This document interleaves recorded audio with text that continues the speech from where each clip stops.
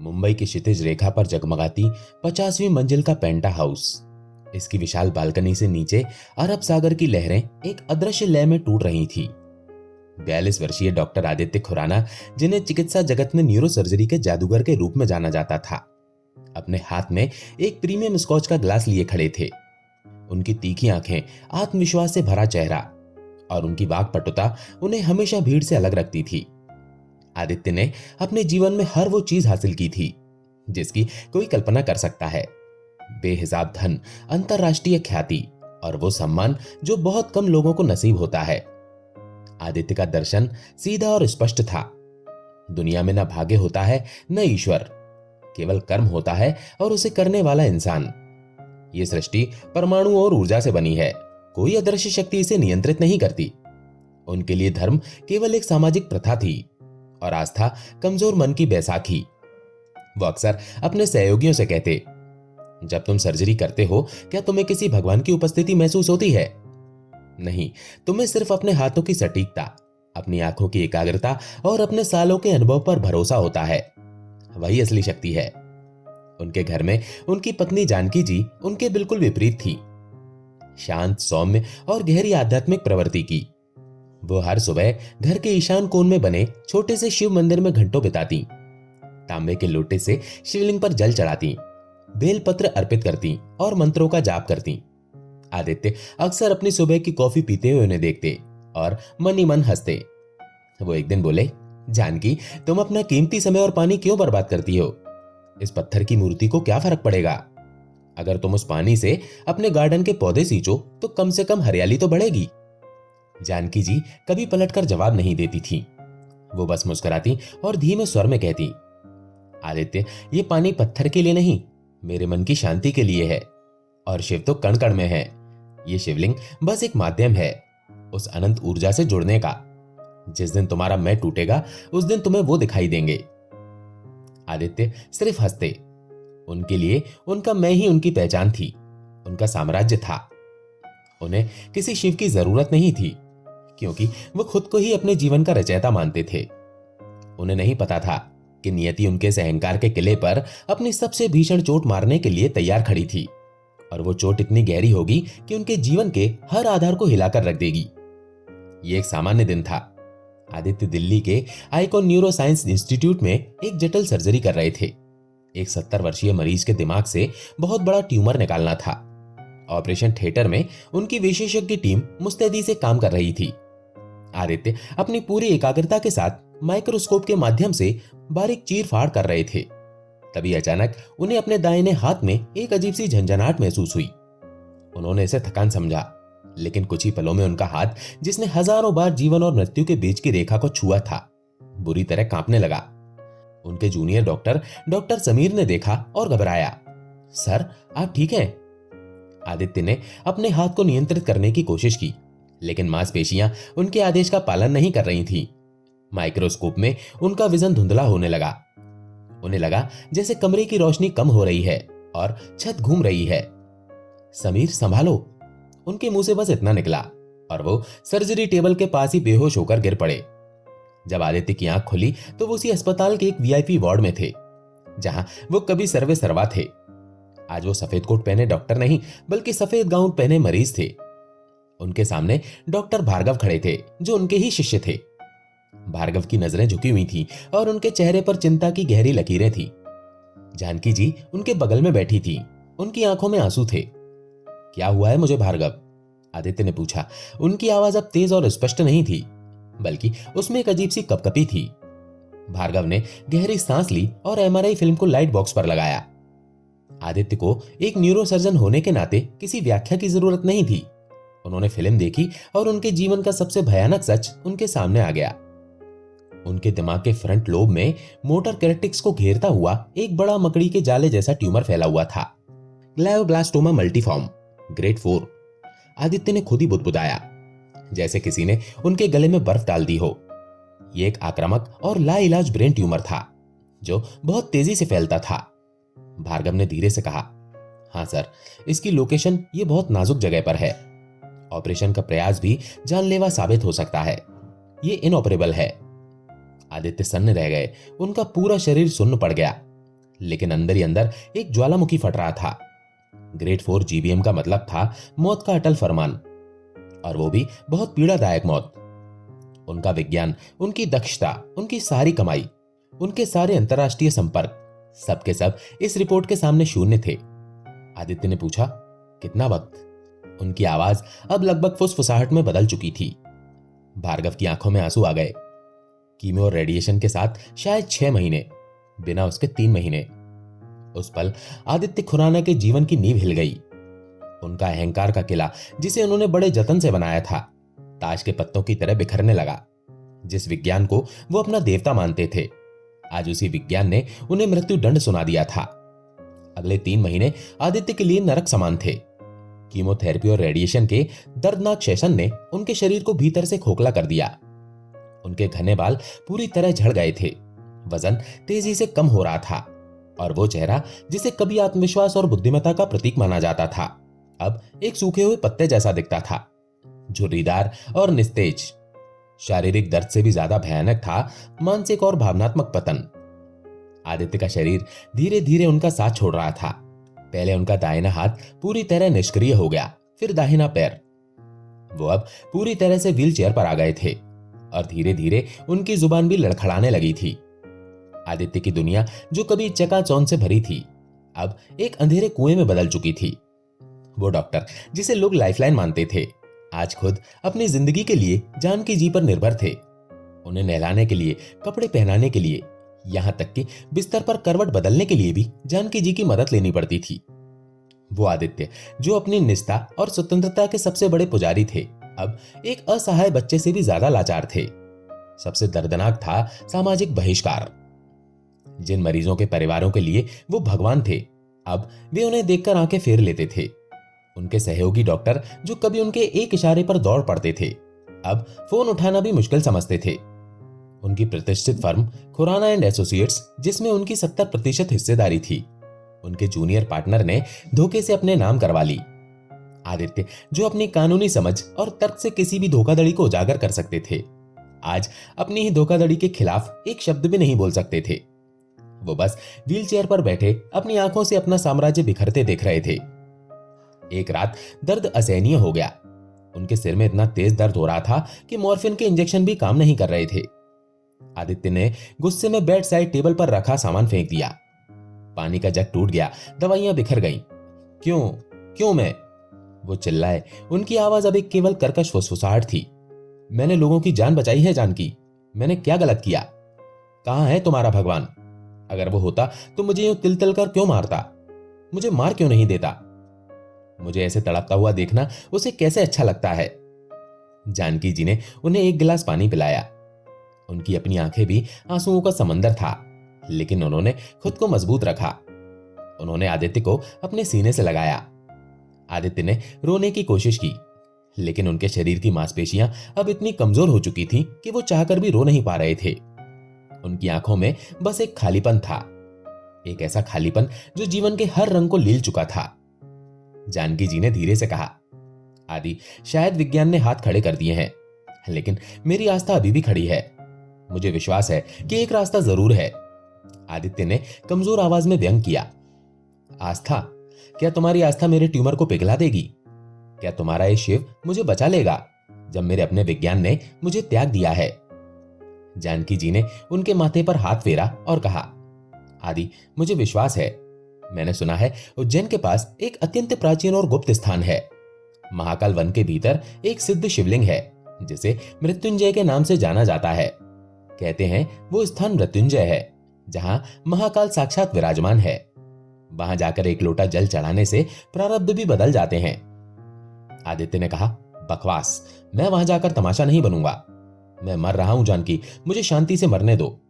लेकिन नियति को कुछ और मंजूर था। अगले ही हफ्ते आदित्य को एक बहुत बड़ा दौरा पड़ा। वो गहरे कोमा जैसी स्थिति में चले गए। डॉक्टर ने जानकी जी से कहा, मैडम, आप चाहें तो इन्हें घर ले जा सकती हैं। हमें दुख है, लेकिन अब सेवा ही संभव है। यह अब बस कुछ ही दिनों की बात है। जब आदित्य को होश आया तो वो अपने आलीशान अस्पताल के कमरे में नहीं, बल्कि एक साधारण एम्बुलेंस के अंदर थे। उसकी डिम लाइट में जानकी जी का चेहरा पीला पड़ा हुआ दिख रहा था। हम कहां जा रहे हैं? उन्होंने टूटी फूटी जुबान में पूछा। जानकी जी ने उनका हाथ थाम रखा था, जो अब हड्डी और चमड़े का एक ढांचा मात्र था। हम महाकाल की शरण में जा रहे हैं आदि। ये मेरी आखिरी जिद है, इसे मान लो। आदित्य के पास अब विरोध करने की ताकत नहीं थी। उनके अंदर का अहंकार भी अब धूल चाट रहा था। उन्होंने आंखें बंद कर ली। उन्हें लगा, चलो मरने से पहले पत्नी की आखिरी इच्छा भी पूरी कर दूं। वैसे भी अब और क्या बचा है, अब तो सब खत्म हो चुका है। एम्बुलेंस ने उन्हें मध्य प्रदेश के उज्जैन से लगभग 50 किलोमीटर दूर एक घने जंगल के बाहरी इलाके में छोड़ा। आगे का रास्ता किसी पक्की सड़क से नहीं जुड़ा था। वहां से मात्र एक कच्ची पथरीली पगडंडी जंगल के भीतर जाती थी। यहां न बिजली थी, न मोबाइल नेटवर्क, न कोई शहरी सुविधा। बस घने पेड़, पहाड़ियां और एक अजीब सी गहन खामोशी। हवा में पत्तों और गीली मिट्टी की सौंधी खुशबू थी। जंगल के किनारे एक छोटी सी जर्जर कुटिया थी। यहाँ एक वृद्ध संत रहते थे, बाबा अवधूत। उनकी उम्र का अंदाजा लगाना मुश्किल था। सफेद जटाएं, लंबी दाढ़ी और उनकी आंखों में एक अजीब सी चमक थी, अंगारों जैसी तीव्र, लेकिन उनमें एक असीम करुणा और शीतलता भी थी। वो एक साधारण गेरुआ वस्त्र पहने धरती पर ही बैठे थे। जानकी जी आदिवासी चालकों की मदद से आदित्य को स्ट्रेचर पर बाबा के पास ले गईं। आदित्य का शरीर इतना कमजोर था कि वो हिल भी नहीं सकते थे। बाबा अवधूत ने आदित्य को देखा और उनके चेहरे पर एक हल्की सी मुस्कान आई। शहर का बड़ा वैद्य आया है, बाबा ने अपनी गंभीर गूंजती हुई आवाज में कहा। उनकी हंसी जंगल में गूंज गई। औजारों से दूसरों का दिमाग ठीक करता था, आज खुद का दिमाग खराब हो गया। अपनी अकड़ साथ लाया है या उसे वहीं छोड़ाया? आदित्य को बाबा की बात सुनकर बहुत गुस्सा आया, लेकिन वो बेबस थे। वो एक शब्द भी नहीं बोल पा रहे थे। वो बस उनकी ओर घूरते रहे। जानकी जी ने बाबा के पैर पकड़ लिए। बाबा, रास्ता दिखाइए, मेरे पति को बचा लीजिए। बाबा ने एक तांबे का बहुत पुराना और भारी लोटा जानकी जी को दिया। रास्ता कठिन है बेटी, ये स्ट्रेचर ऊपर नहीं जाएगा।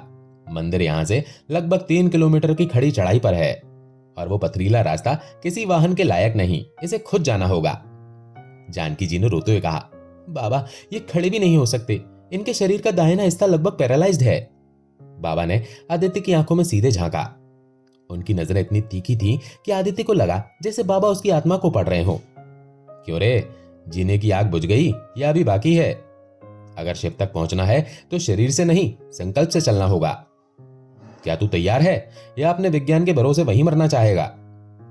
उस पल आदित्य को लगा जैसे किसी ने उनके अंदर की गहरी नींद से उन्हें जगा दिया हो।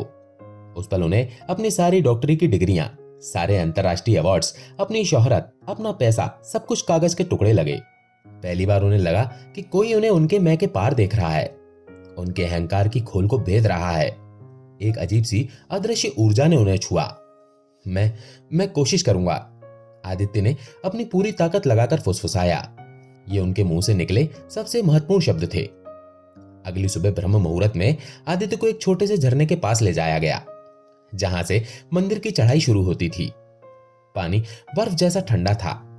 बाबा बैरागी ने उनके हाथ में तांबे का भारी लोटा दिया। आदित्य के हाथ इतने कांप रहे थे कि लोटा पकड़ना भी उनके लिए एक चुनौती थी। जानकी जी ने मदद करनी चाहिए, लेकिन बाबा ने रोक दिया। नहीं बेटी, इसे अपना जल खुद भरना होगा। जानकी जी के सहारे आदित्य ने मुश्किल से लोटा भरा। अब शुरू हुई चढ़ाई।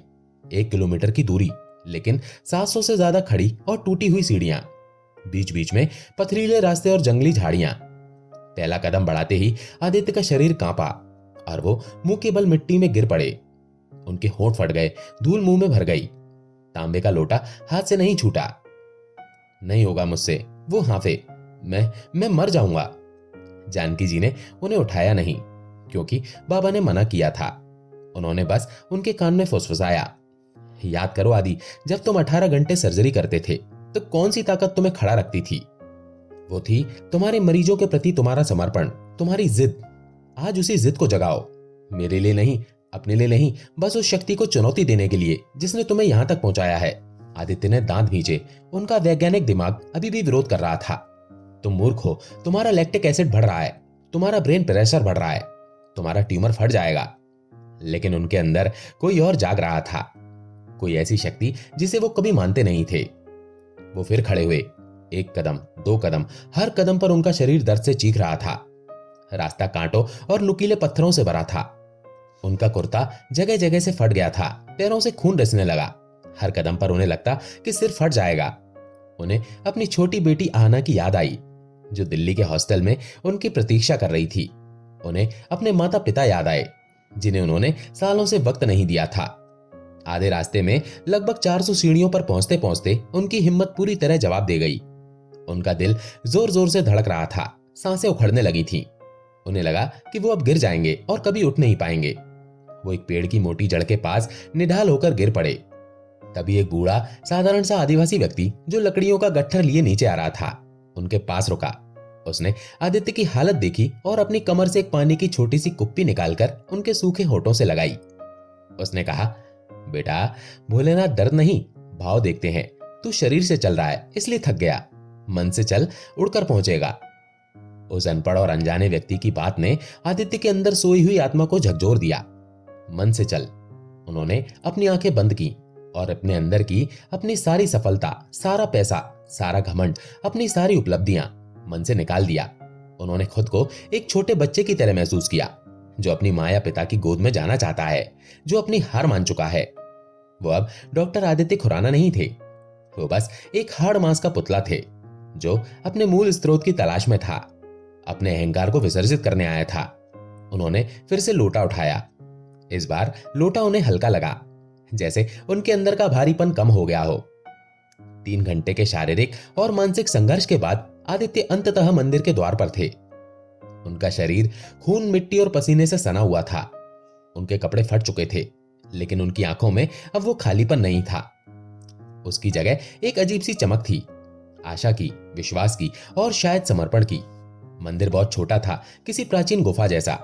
कोई भव्यता नहीं, कोई साज सज्जा नहीं, बस पुरानी काली चट्टानें, जिनके बीच में एक स्वयंभू शिवलिंग स्थापित था। वहां कोई पुजारी नहीं था, कोई भीड़ नहीं थी, बस सन्नाटा और हवा में अगरबत्ती की भीनी, मन को शांत करने वाली खुशबू। गुफा की छत से शिवलिंग पर लगातार जल की बूंदें टपक रही थी, जैसे स्वयं महादेव का अभिषेक हो रहा हो। बाबा अवधूत वहां पहले से मौजूद थे, जैसे उन्होंने कहीं से उड़ान भरी हो। आ गया, बाबा ने कहा। उनकी आवाज अब बहुत नरम थी। अब ये लोटा उठा, पास के कुंड से जल भर और चढ़ा।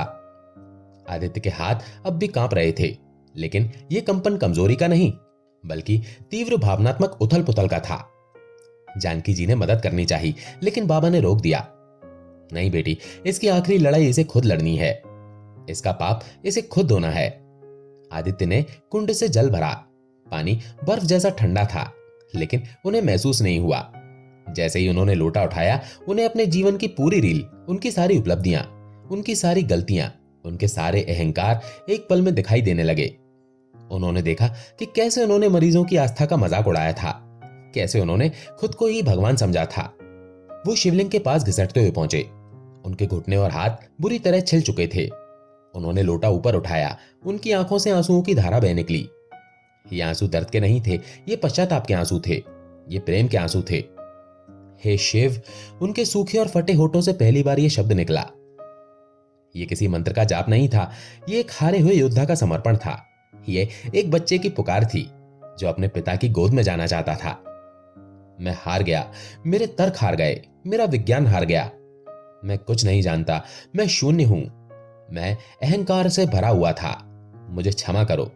अगर तुम हो तो मुझे शरण में लो, मुझे स्वीकार करो। जैसे ही उन्होंने तांबे के लोटे का पवित्र जल शिवलिंग पर अर्पित किया, एक अद्भुत घटना घटी। आदित्य को लगा जैसे उनके दिमाग में एक प्रचंड विस्फोट सा हुआ हो। दर्द अपने चरम पर पहुंचा और फिर अचानक एक पल में पूरी तरह गायब हो गया। उन्हें लगा जैसे वो अपने शरीर से बाहर निकल गए हों।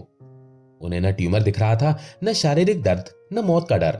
उन्हें बस एक अनंत प्रकाश पुंज दिखाई दे रहा था, नीला, शांत और गहरा। उस प्रकाश पुंज में उन्हें अपने जीवन का अर्थ समझ आया। उन्होंने सुना, मैं ही आदि हूं, मैं ही अंत हूं, तू व्यर्थ ही बोझ ढो रहा था, छोड़ दे, मैं ही तू है, तू ही मैं है।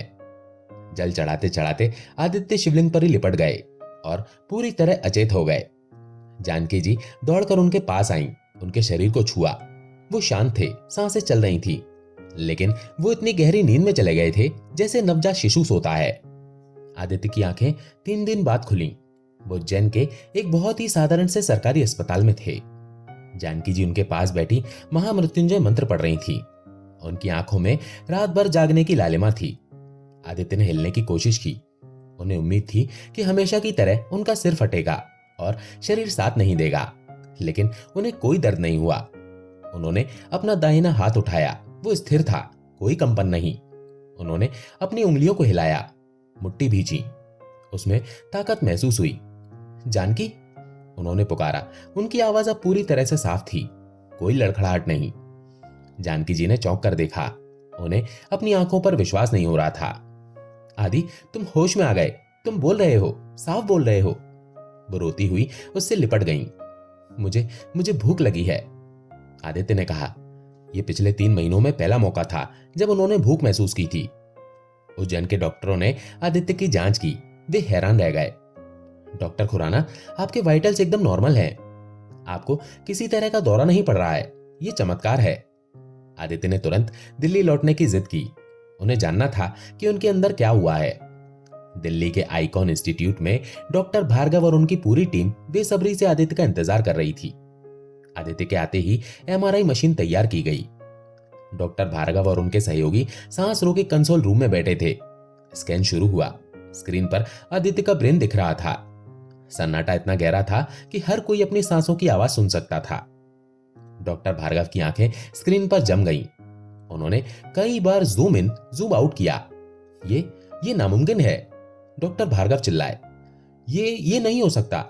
स्क्रीन पर आदित्य का ब्रेन एकदम साफ था। वो मकड़ी का जाला जो कुछ महीने पहले उनके दिमाग को खा रहा था, पूरी तरह गायब था। ट्यूमर की जगह बस एक छोटा सा सफेद निशान, स्कार टिश्यू बचा था, जैसे कोई पुराना घाव भर गया हो।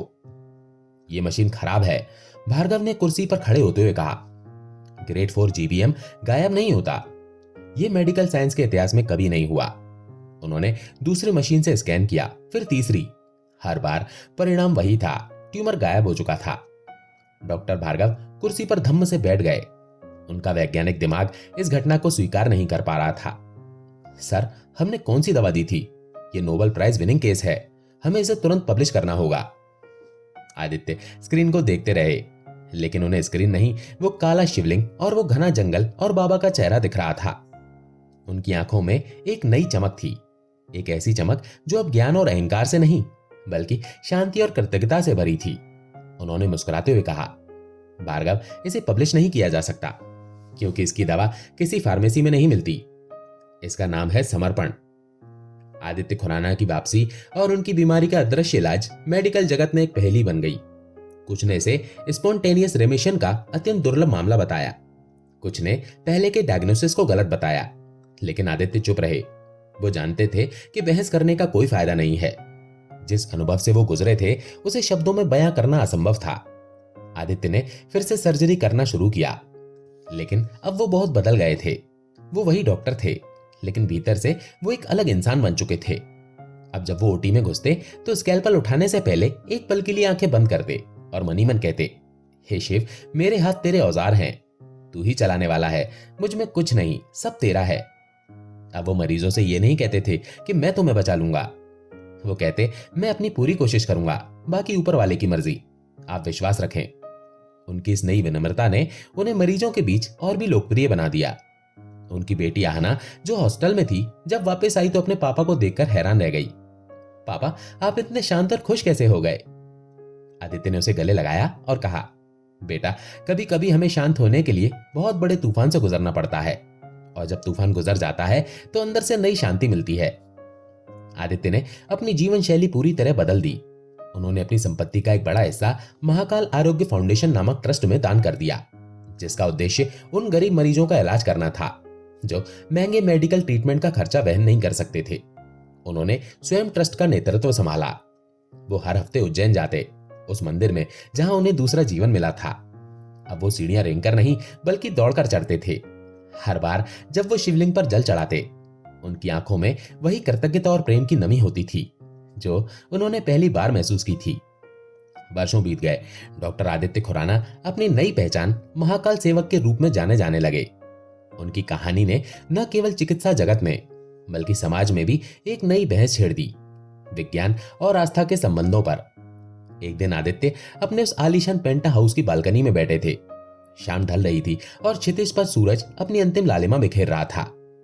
जानकी जी उनके पास आकर खड़ी हुई। क्या सोच रहे हो आदि? जानकी जी ने पूछा। आदित्य ने आसमान की ओर देखा।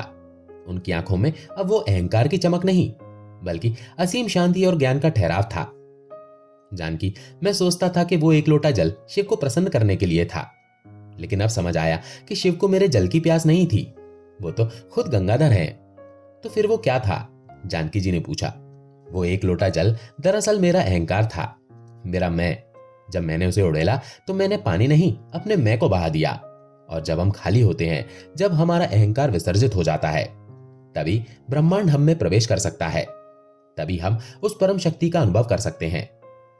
आदित्य ने अपनी जेब से वो तांबे का छोटा सा सिक्का निकाला जो बाबा अवधूत ने उसे विदाई में दिया था। सिक्का उनके लिए किसी खजाने से कम नहीं था। विज्ञान सवाल पूछता है जानकी, वो कैसे और क्या का जवाब देता है, लेकिन आध्यात्म जवाब देता है क्यों का। वो हमारे अस्तित्व के उद्देश्य का जवाब देता है। दोनों जरूरी हैं, लेकिन जब विज्ञान की सीमा खत्म होती है, जब मानव प्रयास जवाब दे जाते हैं, वहां से शिव की करुणा शुरू होती है। दूर कहीं मंदिर की घंटी बजी, उसकी आवाज समुद्र की लहरों के शोर में घुल गई। आदित्य ने आंखें बंद की और हाथ जोड़ लिए। उनके होठों पर एक शांत मुस्कान थी। ओम नमः शिवाय। रातों रात आदित्य खुराना एक महान सर्जन से एक महान इंसान बन चुके थे। उनकी विरासत अब केवल चिकित्सा के क्षेत्र तक सीमित नहीं थी, बल्कि मानवता और आध्यात्मिकता के क्षेत्र में भी फैल गई थी। उनकी कहानी आने वाली पीढ़ियों के लिए एक प्रेरणा बन गई।